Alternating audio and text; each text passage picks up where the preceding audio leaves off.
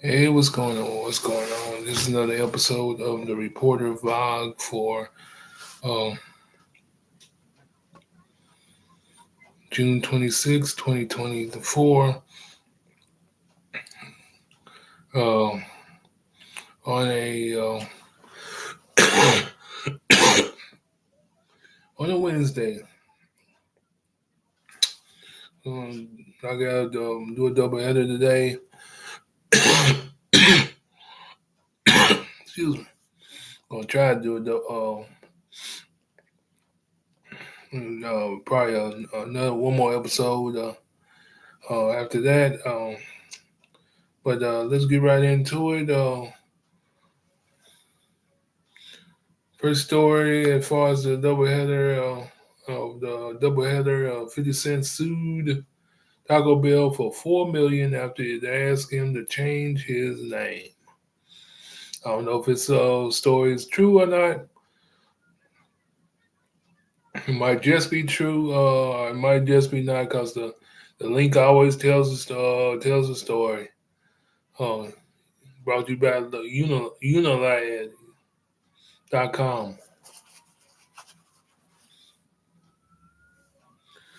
But we'll leave it up to you.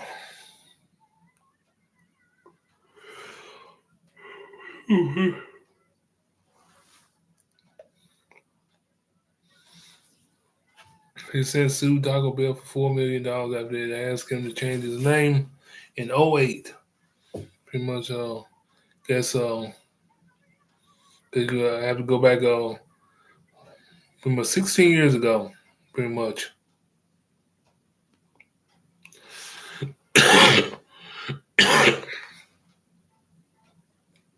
In the archives.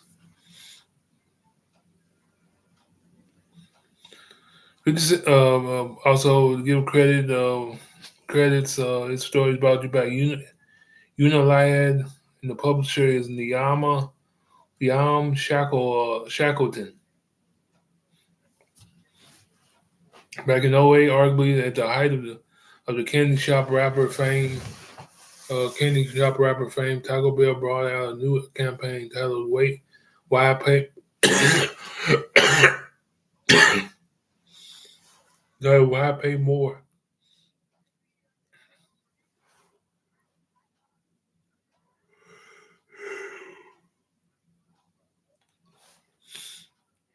Why pay more? The popular fast food chain released its menu in May that year. A series of items are prices from 79 cents, 89 cents to 99 cents, a far cry from the current prices.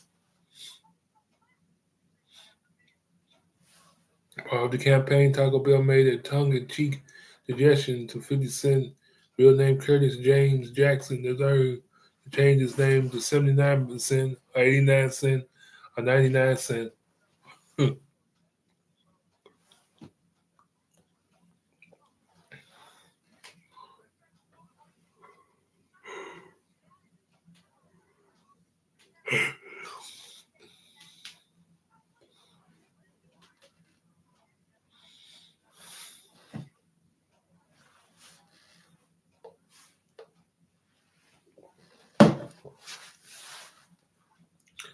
It went down like a lead balloon with the rapper who went on to sue Taco Bell for an eye-watering $4 million and accused the company of using his name in its campaign without his permission.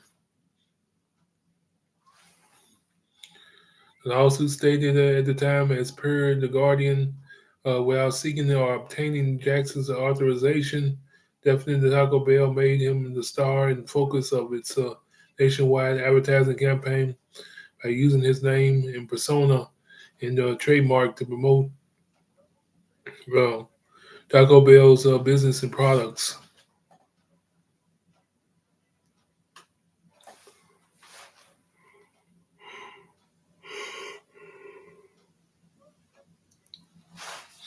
As Taco Bell intended, many customers believed that 50 Cent had agreed to endorse Taco Bell's products, and he posted on numerous internet blogs castigated 50 Cent for selling out by his apparent endorsement of Taco Bell.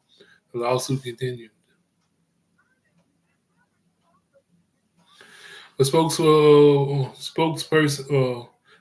for Taco Bell at the time, Rob Poch, went on to say that in the wake of the suit, we made a good faith charitable offer to 50 Cent to change his name to either 79%, 89 cents, or 99 cents. But one day, by wrapping his order at a Taco Bell, and we would have been very pleased to make the $10,000 donation to the charity of his choice. Following year, it was revealed that the rapper won the lawsuit, but terms of the settlement were never revealed.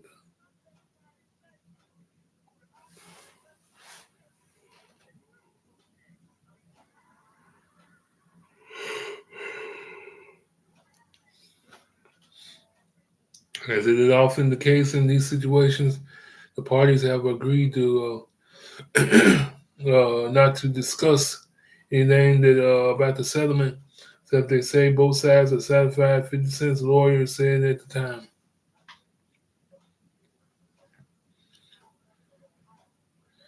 The only information shared was that both parties paid for their own respective legal fees as part of the deal. It's not uncommon for celebrities to find themselves in legal battles with huge brands, something with which John Cena knows all about. In 2017, the WWE favorite was slapped with a $500,000 lawsuit from Ford after he sold his brand, the new GT, without the car's manufacturer's permission. 12 months later, they settled the lawsuit out of court. Cena issued a public apology to Ford.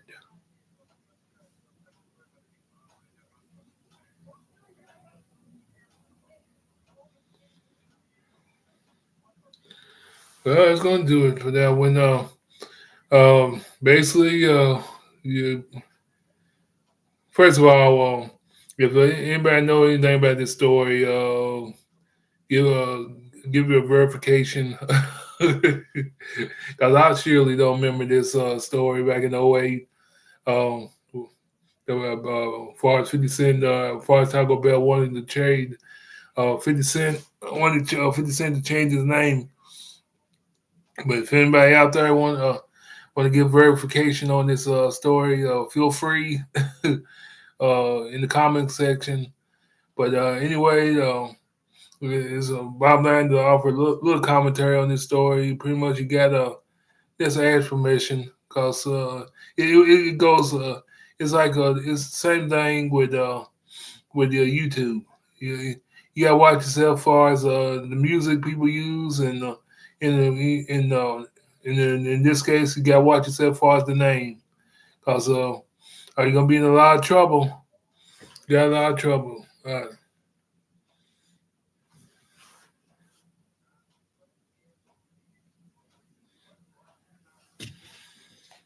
Because we've been a big fan of getting of their name and likeness getting used, especially without their permission. And that's been Captain Obvious. But like I said, I surely don't remember the story. And if you like I said, if anybody can offer put some verification on this story, feel free.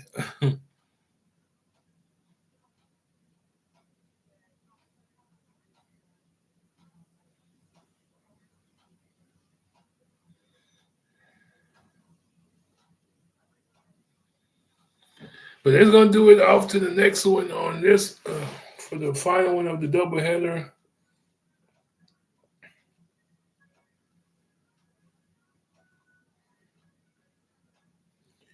Fly J has burning desire to excel and give never goes out.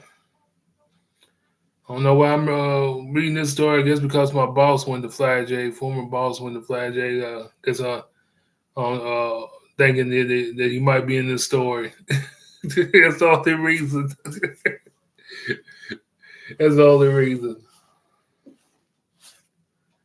Okay, let's get started.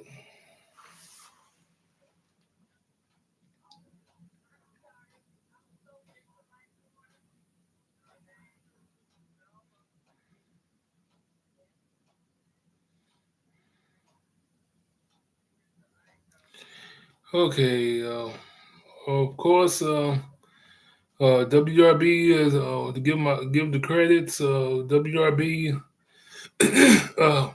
.com is a story brought to you by WRB.com with the publisher, the legend, former IU alum, um, Rick Bosich. Story was published June 23rd, 2024, updated June 25th, 2024.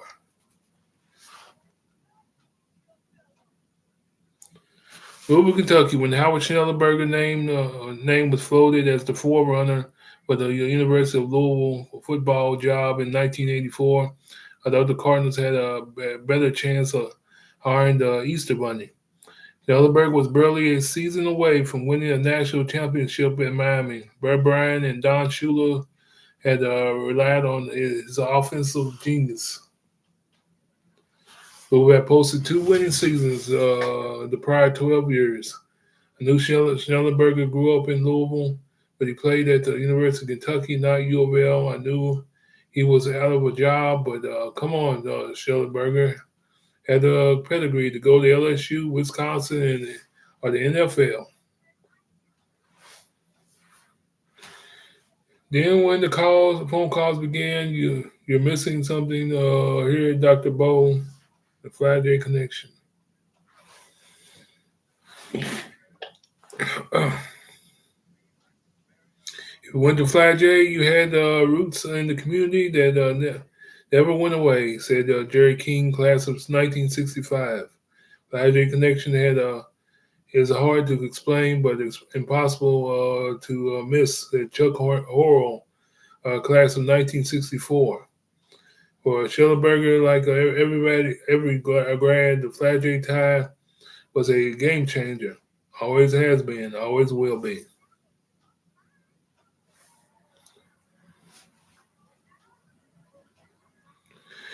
It's the primal pool of friends and classmates that went on to high school run by Xavier brothers at 44th and River Park Drive. Uh, the mighty blue and white of the Braves, who won 6 state football titles and produced leaders who have served and driven this community for years. Dan Omer, a bank president of Flat J alum, uh, on Schnellenberger here. So did George Fisher, another business leader who got his first start at Flat J. And Paulie Miller, an iconic football coach who went to Notre Dame and studied the Fighting Irish spirit and brought it to Flat J. Paul Horning, the football star who took it from Flat J back to Notre Dame. And that to the long determined list of Flat J grads who ran businesses, worked in factories, taught and served in politics, and remained tied to this community. Howard Schellenberger was coming, and come Schellenberger did. That was my first experience with the powerful, unshakable bond that unites the men who learned from the Xavier brothers in the West End. Sunday was my latest experience, even more inspiring. Flat J alums and their family members filled 520 seats at the Assumption High School Gymnasium for the Flat J Alumni Association 50th Anniversary Legacy Celebration. Flat J closed its doors on June of 1974. Flat J alumni have never closed their hearts and never will. For more than 3 hours on Sunday afternoon, they reminisced, caught up, hugged, celebrated the remarkable Flat J spirit. I have never heard or encountered or come across school like that, even though it closed 5 decades earlier, has continued to exist through the vision of and generosity of its alumni, said Rob Mullen, president of Trinity High School and one of the two primary speakers.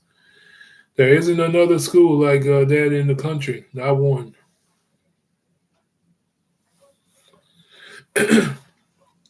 And And you not only exist, you continue to make an impact over and over and over with a spectacular event. Friday's 32-year run in the West End of Louisville ended in June of 1974. By 1982, the historic school building was converted to a 73 apartment units. A shift in Louisville's population led to the uh,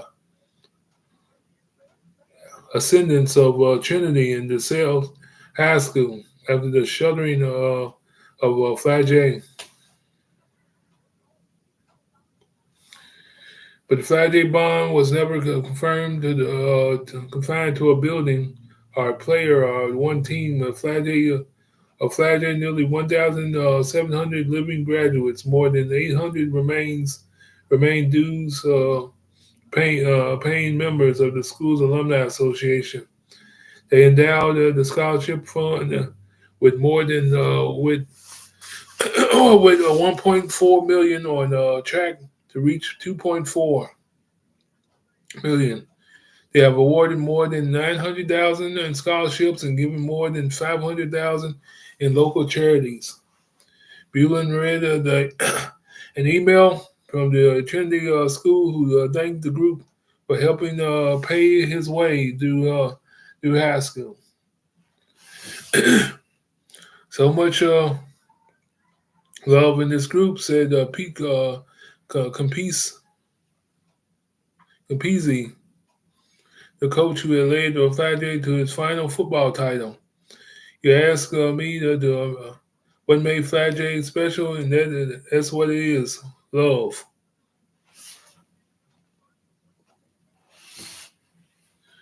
Look around the room, said Brother Michael McCarthy, who was 23 years old when he was given a one-way ticket to Louisville and directed to start his teaching career at Flagey in 1968. I'm flabbergasted, my heart is full.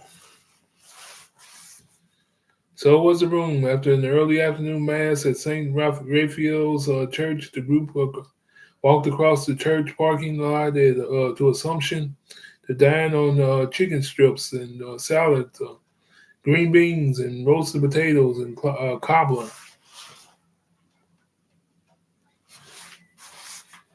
Dozens of blue and white Flagey colors balloons were tied together and stacked in towers across the floor. A pair of video boards above the speaker's platform rolled through black and white photographs of the school's property, principals, and teachers and sports teams and famous alums. The move to put the event at Assumption was to put in motion by the Rockets' legendary volleyball coach Ron Cordes, class of 1963. Carl Schmidt,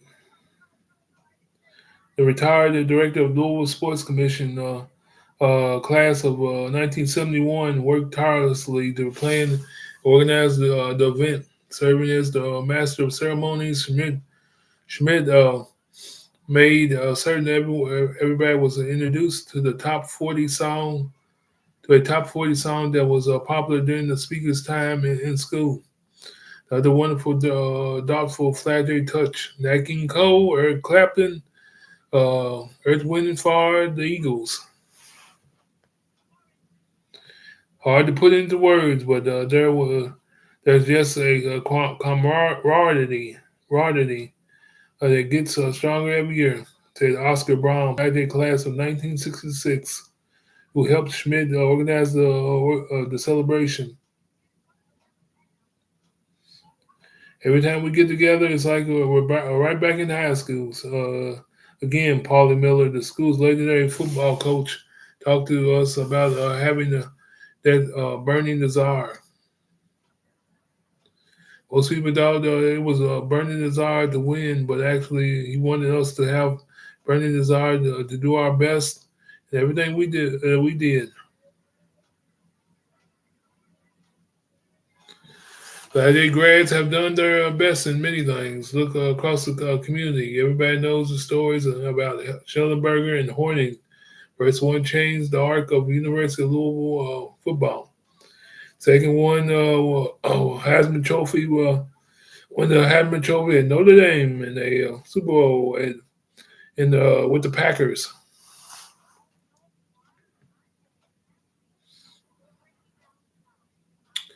There was Rick Norton, the first round draft pick of at the quarterback who played at Kentucky. There was Ted Deacon, who played basketball for Adolph Rupp at Kentucky, and King, who played with Wes Unseld and Butch Bird at Louisville. Big league outfielder Gus Bell, godfather of Reds manager David, and starred at Flat J. Homer in 1950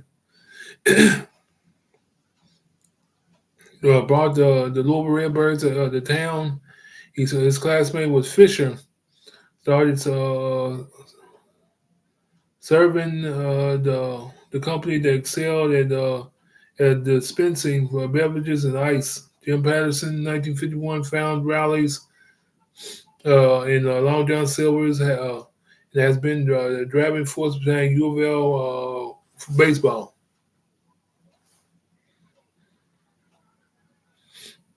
Dennis Riggs, 1960, served as the Community Foundation. Mickey Clark, 1957, entertained as a singer and songwriter. Mike Calley, 1965.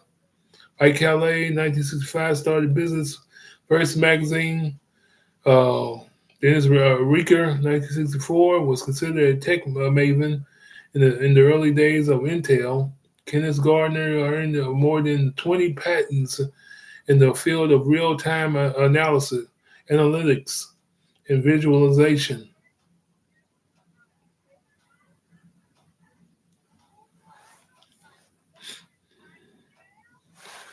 There are so many more, and their bond to Flat J is remarkable. Anytime a Flat J grad passes away in the area, a representative to the Alumni Association represents the school at the funeral.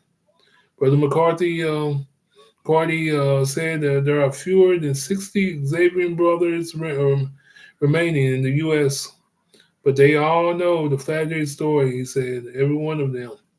I work with people in the fundraising community who understand what it takes to bring people together, Schmidt said. Then I tell them our numbers. They're blown away. Our bond has always gotten stronger through the years. And certainly looked that way. Alums arrived from across the community as well as the state and region. Cordis flew back earlier from the volleyball event in Florida to make certain he did not miss the fun.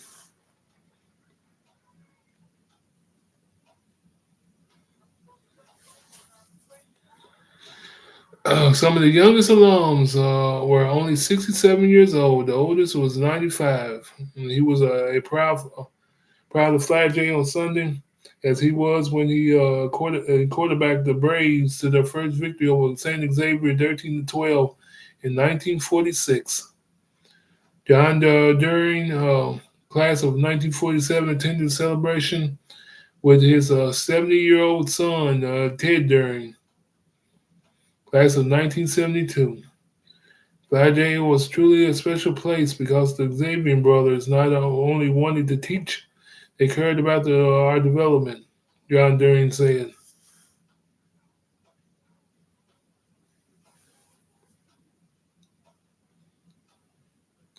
After more than 2 hours, the event ended the only way it could end, with Schmidt encouraging the room into a spirited rendition of the Flat J pep song.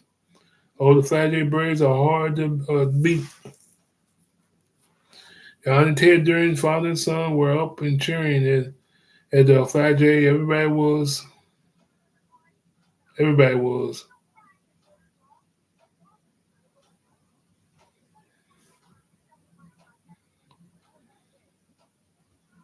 Well, nice story, nice story, nice story. We don't got no ties personally to this story, but I just remember former boss Winter told me about it a little bit. But that's that's going to do it. Can't really offer no commentary on this one, but that's going to do it for this one. This is another episode, doubleheader, 2-in-1 episode of the reporter vlog for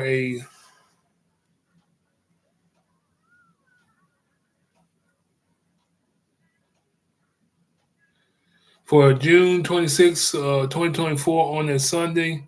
Y'all have a good one. And once again, if you feel free to offer verification of our first story concerning Taco Bell wanting to change 50 Cent's name, feel free. Because like I said, I surely don't remember it. I surely don't remember that story. But maybe you do. But that's going to do it. Y'all have a good one. I'm gone, at least for now.